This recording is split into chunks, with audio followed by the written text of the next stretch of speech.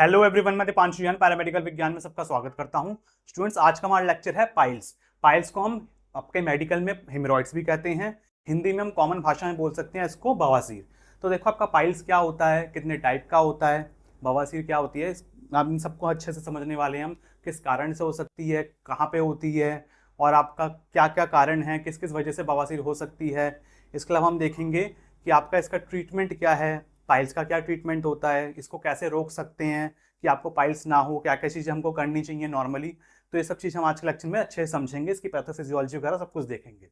Okay, तो start करते हैं हमारे पाइल्स से कि पाइल्स होता क्या है।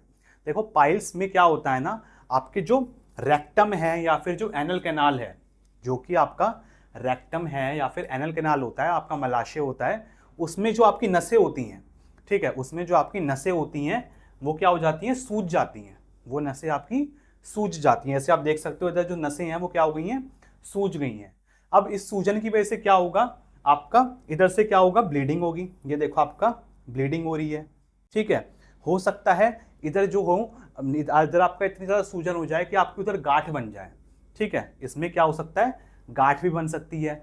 और ये गांठें जो होंगी, जब इसको ट्रीटमेंट नहीं करेंगे, इसका लंबे टाइम तक रहेंगे, तो ये गांठें क्या होंगी, प्रोलैप्स भी होकर निकल जाती हैं, ठीक। मतलब कि आपकी जो गांठें हैं वो लैट्रिन के जरिए आपकी आने लग जाती हैं, ठीक है, जिसमें पेशेंट को बहुत ज़्यादा दर्द होता है। उसको प्रोलैप्स बोलते हैं। प्रोलैप्स मतलब कि गांठें निकल के गिरना, ठीक, एनस से बाहर लैट्रिन के साथ निकलना।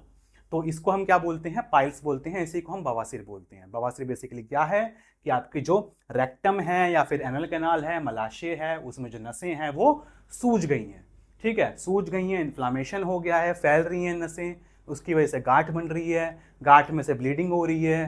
ब्लीडिंग के साथ साथ अगर आप उसको ट्रीट नहीं करेंगे तो उसके मांस के जो लोथड़े हैं वो भी निकल निकल के आने लग जाएंगे, ठीक है, जिसको हम क्या बोलते हैं, बवासीर बोलते हैं, ठीक है। तो इस तरीके से देख सकते हो आप, दो तरीके की आपकी ज़्यादातर बवासीर होती है, इंटरनल हेमरॉइड्स और एक्सटर्नल हेमरॉइड्स। अब ये क्या होता है अभी देख लेते हैं, हम टाइप्स में देखते हैं। तो टाइप्स ऑफ हेमरॉइड्स की हम बात करें या फिर टाइप्स ऑफ बवासीर की बात करें तो दो तरीके की होती है, इंटरनल और एक्सटर्नल। इंटरनल मतलब कि अंदर, एक्सटर्नल मतलब बाहर, ठीक। अब इंटरनल में क्या होता है, इंटरनल हेमरॉइड्स, ये जो आपका एनल कैनाल है ना, इस जगह पे होगी अंदर, ठीक है, इधर आपके अंदर है, लोकेटेड इनसाइड द रेक्टम। ये रेक्टम के अंदर होती है, ये जो रेक्टम है इसके अंदर होगी ये इंटरनल हेमरॉइड। यूजुअली पेनलेस, इसमें क्या होगा, पेशेंट को दर्द नहीं होता। कवर्ड बाय म्यूकोसा, क्योंकि इसके ऊपर जो होती, इसके ऊपर क्या है, म्यूकस की लेयर होती है, म्यूकोसा लेयर होती है, और इसमें कोई नर्व फाइबर भी नहीं होती, पेन फाइबर इसमें कोई नहीं होती है, इसकी वजह से पेशेंट को इसमें दर्द नहीं होता। तो इंटरनल हेमरॉइड्स में तो लोगों को पता भी नहीं चल पाता कि उसको बवासीर है, ठीक है। May cause painless rectal bleeding, और इसमें क्या हो सकता है, जब मल त्याग करते हैं, जब पॉटी जाते हैं, तो उसमें क्या हो सकता है कि ब्लीडिंग भी आ सकती है। पेनलेस, दर्द नहीं हो रहा पेशेंट को, सबसे पहले बात तो ये है कि इसमें दर्द नहीं होगा, लेकिन पेशेंट को ब्लीडिंग आ सकती है, रेक्टम से, उसके जो रेक्टम है उधर से ब्लीडिंग हो सकती है, ठीक। Can prolapse in advance stage, और जब ये इंटरनल हीमोरॉइड बहुत ज़्यादा बढ़ जाता है, एडवांस हो जाता है, तब ये इसके भी जो आपका प्रोलैप्स, आपकी जो गांठें बनी इसमें, वो भी आपके निकल निकल के फिर बाहर आने लग जाएंगी, ठीक, जो कि आपकी सीवियर स्टेज में चले जाएगा, ग्रेड 4 में चले जाता है फिर वो आगे जाके, ठीक है। तो इस तरीके से इंटरनल हीमोरॉइड्स में होता है। अब इसके बाद आप देखो एक्सटर्नल हीमोरॉइड। तो बेसिकली क्या है ना, इसमें आप देख लो कि आपका ये रेक्टम के अंदर था, ठीक।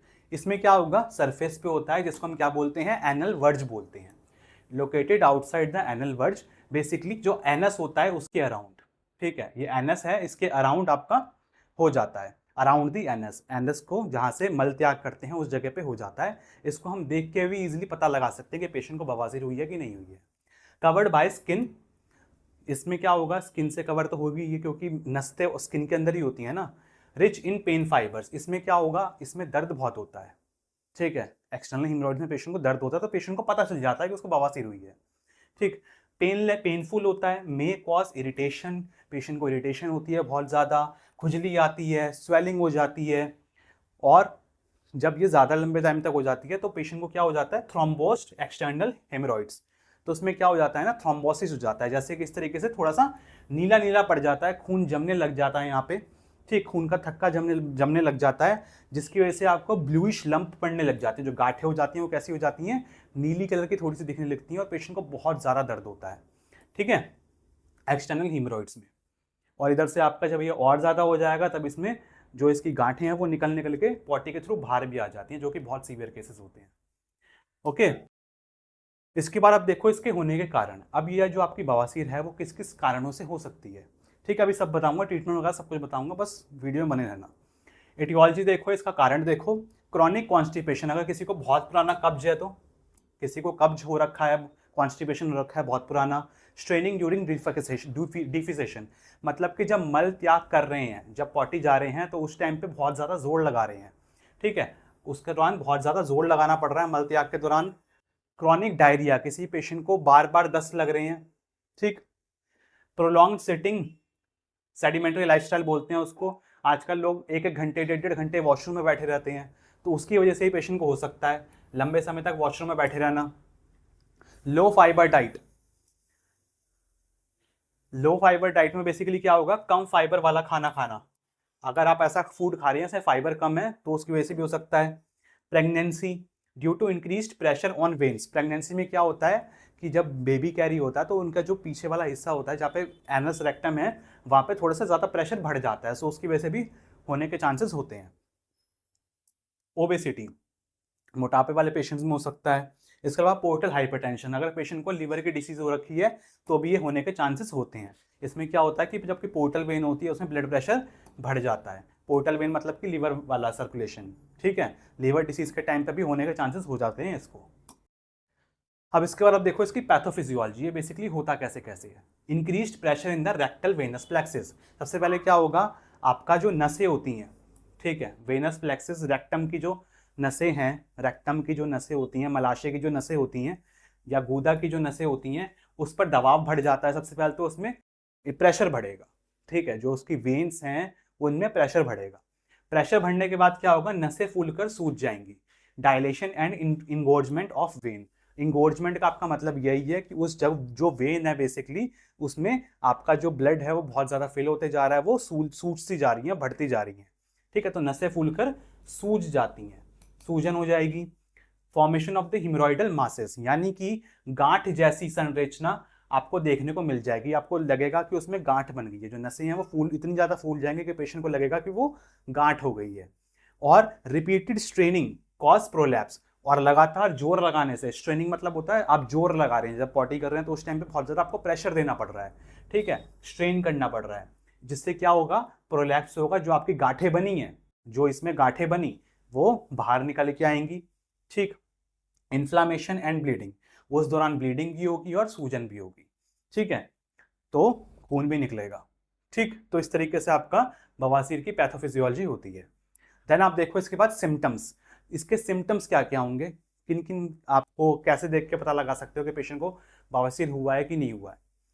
ब्राइट रेड पेनलेस ब्लीडिंग पर rectum, internal piles, internal piles में क्या होगा कि आपका शौच करते टाइम पे या फिर पॉटी जाते टाइम पे आपका लाल खून आएगा, मतलब कि खून तो आपका लाल ही होता है बेसिकली, आपका खून निकलेगा पेशेंट, लेकिन फील नहीं होगा, क्योंकि इंटरनल हीमोरॉइड्स में क्या होता है कि ना आपका पेशेंट को दर्द का पता नहीं चलता, पेशेंट को पता ही नहीं चल पाता इंटरनल में कि उसको पाइल्स भी हुआ है, ठीक है, जब तक वो और ज़्यादा सीवियर केसेस में नहीं चले जाता है। बाकी एक्सटर्नल में तो तुरंत पता चल जाता है क्योंकि उसमें पेन फाइबर्स हैं, भारी हो रहा है, ठीक है, लेकिन अंदर में पेनलेस है। Pain and swelling around the anus, anus के जो एनस है जहाँ से पॉटी बाहर निकलती है, ठीक है, उस जगह पे क्या हो रहा है, पेन हो रहा है, स्वेलिंग हो रही है, तो हो सकता है पेशेंट को कि बवासीर हो। खुजली आ रही है, इरिटेशन हो रही है उस एनल रीजन पे, ठीक है, वहाँ पे खुजली आ रही है, पेशेंट को बहुत ज़्यादा इरिटेशन हो रहा है, म्यूकस निकल रहा है, ठीक है, प्रोलैप्स, कोई शौच करते टाइम पे आप अगर कोई गांठ बाहर निकल रही है तो, और क्रॉनिक केसेस में पेशेंट को अगर ब्लीडिंग बहुत ज़्यादा हो रही है तो पेशेंट को अनीमिया भी हो जाता है, ठीक है, अगर पेशेंट को लंबे टाइम तक रहे बवासीर और ब्लीडिंग बहुत ज़्यादा होए तो क्या होगा, पेशेंट को अनीमिया भी देखने को मिल सकता है कि पेशेंट को अनीमिया हो जाए, ठीक है, उस बवासीर की वजह से। अब इसके बाद आप देखो इसका ट्रीटमेंट, तो ट्रीटमेंट के लिए मैं आपको बता देता हूँ, इसका ट्रीटमेंट आपको बताता हूँ आयुर्वेदिक ट्रीटमेंट। इसका आयुर्वेदिक ट्रीटमेंट देखिए, उज्ज्वल आयुर्वेदिक की आपकी दवाई आती है, 3 का कॉम्बी पैक आता है इसमें, इसमें 3 कैप्सूल्स होते हैं, ठीक है, 3 बेसिकली ये दोनों कैप्सूल्स हैं, ठीक है, ये कैप्सूल है, ये कैप्सूल है, ये आपका चूरन है, ठीक है। आयुर्वेदिक दवाई है, इसमें कोई दिक्कत है नहीं है, साइड इफेक्ट कोई है नहीं है, बिल्कुल हर्बल है, बिल्कुल प्रॉपर आपकी ये, ठीक है। तो ये 3 आपकी होती हैं। सबसे पहले हम समझ लेते हैं इसके बारे में, ठीक है। जो आपका पाईमूल का कैप्सूल होता है, ये बेसिकली तीनों का क्या है, कॉम्बी पैक आता है, अलग अलग लेना चाहो तो अलग अलग भी ले सकते हो। आपको मैं बता देता हूँ इसका कैप्सूल के बारे में। तो देखो इसका जो कैप्सूल है, 2 कैप्सूल लिए जाते हैं खाना खाने के बाद, ठीक है। कितनी बार लेना होता है, दिन में 2 बार लेना होता है। ये करता क्या है कैप्सूल, पायमोल कैप्सूल जो है ये करेगा क्या, ये इन्फ्लामेटरी की तरह काम करता है, इन्फ्लामेशन को कम करेगा, जो सूजन आ गई है नसों में उसको कम करेगा। एनाल्जेसिक की तरह भी काम करता है, पेशेंट को जो दर्द वगैरह होता है उसमें भी काम करता है ये, ठीक। इस तरीके से आपका ये काम करता है, एंटी इन्फ्लामेटरी होता है, एनाल्जेसिक होता है, ठीक है। पायमोल कैप्सूल दिन में 2 बार लेना होता है।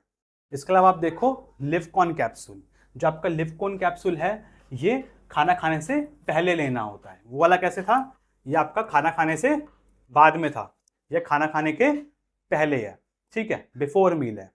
कितने देर पहले खाना है, 15 से 20 मिनट पहले खाना होता है। कितनी बार खाना होता है, दिन में 2 बार खाना होता है। अब ये जो लिवकॉन कैप्सूल है, इसमें देख रहे हो, नाम से समझ रही हो, लिव मतलब कि लीवर पे काम करेगा ज़्यादा ये, ठीक है। तो रीजनरेशन डैमेज लिवर सेल्स, अगर लिवर के कोई सेल्स हैं वो डैमेज हो गए हैं तो उसको भी ये दोबारा रीजनरेट करवाता है, ठीक है। और डिटॉक्सीफायर की तरह भी ये काम करता है आपका लिवकॉन कैप्सूल। तो बहुत अच्छा कैप्सूल है ये भी, ठीक है। अब इसके बाद आप देखो लास्ट जो है आपका, इसमें तीसरा पैक जो आता है, इसमें आता है आपका चूरन, ठीक है, मोनोलेक्स चूरन बोलते हैं इसको। इसको कितना लेना होता है, 1 टीस्पून लेना होता है, टेबल स्पून नहीं, टीस्पून, चाय पत्ती वाला जो चम्मच होता है उतना, सिर्फ पाउडर फॉर्म में आता है ये, वो दोनों कैप्सूल फॉर्म में थे, ये चूरन है तो पाउडर फॉर्म में होगा, ठीक है। खाना खाने के बाद इसको भी लेना होता है। कब लेना होता है, दिन में 2 बार लेना होता है। ये करता क्या, ये चूरन क्या करेगा, रेगुलेट बाउल मूवमेंट्स, आपका जो स्टूल पास हो रहा है हमारी बॉडी के अंदर, जो स्टूल निकल रहा है उसकी मूवमेंट को अच्छे से रेगुलेट करेगा। आपका जो स्टूल है, जो मल है, उसको सॉफ्ट करेगा, ठीक है। क्योंकि अगर कोई टाइट, अगर किसी को बवासीर हुई है उसमें टाइट अगर मल निकलेगा तो पेशेंट को कितना ज़्यादा दर्द होगा, तो स्टूल को वो सॉफ्ट करेगा। एंड रिलीफ कॉन्स्टिपेशन, अगर किसी को कब्ज हो गया है तो उसको भी ये ठीक करेगा, ठीक है। और गैस्ट्रिक प्रॉब्लम अगर किसी को हो रही है तो भी ये ठीक करता है। तो बवासीर के टाइम पे आपके जो कॉम्बी पैक है ना, ये बहुत ज़्यादा इफेक्टिव रहता है, पेशेंट को बहुत ज़्यादा राहत मिलती है इसमें, ठीक है। अब इसके बाद हम देखते हैं लास्ट में इसका प्रिवेंशन, अगर किसी को बवासीर ना हो इसके लिए हम क्या क्या कर सकते हैं। तो ईट अ हाई फाइबर डाइट, सबसे पहले क्या करना है, अपने को ऐसा खाना खाना है जिसमें फाइबर ज़्यादा हो, ठीक है। जैसे कि आपका, जैसे अगर कोई फल खा रहे हो, जैसे कि आपका मौसमी हो गया, तो मौसमी का जो गूदा होता है उसमें फाइबर होता है, ठीक है। बहुत सारे लोग चूस के उसको फेंक देते हैं, लेकिन अगर गूदा भी आप चबाओगे तो अच्छे से फाइबर मिल रहा है उसमें अपने को। बाकी फाइबर वाले बहुत सारे फ्रूट्स, ड्राई फ्रूट्स भी आते हैं अपने। ड्रिंक प्लेंटी ऑफ वाटर, अच्छे से पानी पीना चाहिए अपने को रेगुलरली, यानी कि बहुत 1 बोतल पानी पी लिया बस बहुत है, प्रॉपरली आपको अच्छा सा पानी पीना चाहिए। अवॉइड प्रोलॉन्ग्ड सिटिंग या straining in the toilet, toilet में लंबे समय तक नहीं रहना है, टॉयलेट करते टाइम पे ज़्यादा जोर नहीं लगाना है, ये सब चीज़ें करनी होती हैं। रेगुलरली एक्सरसाइज करनी होती है, रोज़ एक्सरसाइज करें थोड़ी देर, भले 15 मिनट करो लेकिन रोज़ एक्सरसाइज करो। ट्रीट कॉन्स्टिपेशन प्रॉम्प्टली, आपका जो अपच है, अगर किसी को अपच हो गई है तो उसको तुरंत से तुरंत, जल्दी से जल्दी ठीक कर लो, वरना वो बाद में जाके पेशेंट को बवासीर भी कॉज कर सकती है, ठीक है। तो ये सारा इसके प्रिवेंशन होता है। तो स्टूडेंट्स, ये था हमारा आज का लेक्चर, आपके बवासीर के बारे में, टाइप्स वगैरह क्या होते हैं, सब कुछ हमने अच्छे से देखा। अगर आपको इसका ट्रीटमेंट के बारे में जो मैंने बताया आपको, कॉम्बी पैकेज जुअल आयुर्वेदिक का, अगर आपको वो चाहिए तो आप डिस्क्रिप्शन में आपका लिंक है, आप जाके देख सकते हो, चेकआउट कर सकते हो उस कॉम्बी पैक को, बहुत इफेक्टिव है वो। अगर आपको वीडियो अच्छी लगी हो तो वीडियो को लाइक करना, क्लासमेट के साथ वीडियो को शेयर करना। मिलते हैं बहुत जल्दी नेक्स्ट वीडियो में, तब तक के लिए बाय बाय।